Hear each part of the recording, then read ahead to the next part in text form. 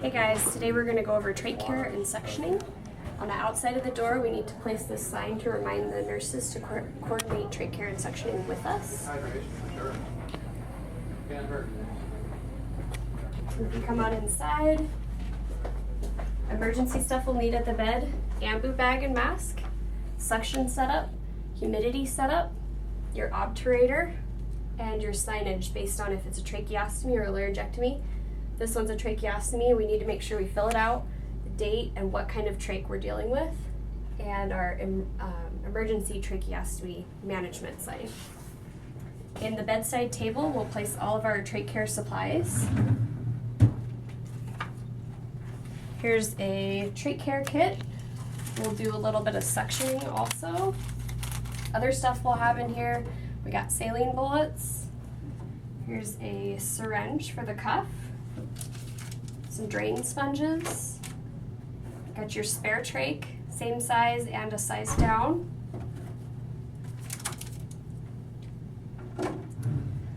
All right, so for suctioning, you want to use your sterile technique.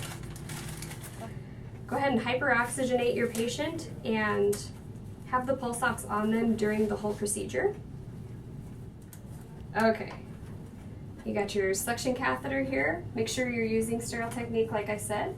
You'll pull out your catheter. Make sure you have one clean hand and one dirty hand.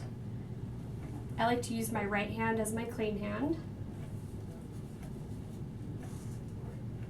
Make sure your suction works. You can pull away your humidity right now. Place the suction catheter down the tracheostomy tube. This will usually make your patient start coughing quite a bit, so make sure you're standing out of the way. Once you hit the carina, pull back just a little bit, apply suction. Kind of swirl it around, make sure you get everything. And in between passes, make sure you put their oxygen back on so they can hyperoxygenate. That one out of the way. Now we'll do a little bit of trach care. So first thing you want to do is remove the dirty drain sponge. Get that out of the way. Inside the tracheostomy care kit, there'll be a set of clean gloves. So you'll get rid of your dirty gloves, put on some clean gloves. And we want to go ahead and check our obturator at this time. If it's dirty, we can go ahead and clean it or replace it with a new one, depending if it's been cleaned before. You can use your hydrogen peroxide solution on the inner cannula here. We'll dump those in.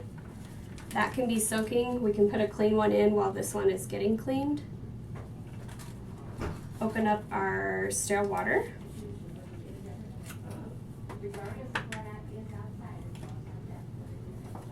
Inside here we got different kinds of gauze.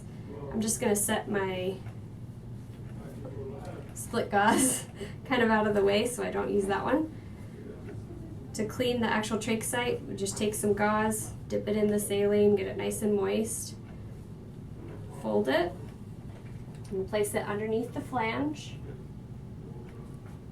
Sweep it across. Make sure you don't use the same spot twice. So you can fold it the other way. Get the top. There's some Q-tips in here. So you can use the Q-tips to get down under there where you need to. Same thing, don't use the same spot twice on the Q-tips. We'll use a dry gauze to make sure the skin is nice and dry. Make sure you're checking out at this time if they have any redness or swelling underneath the flange. Skin is nice and dry at this point, so we can go ahead and put our clean gauze back on.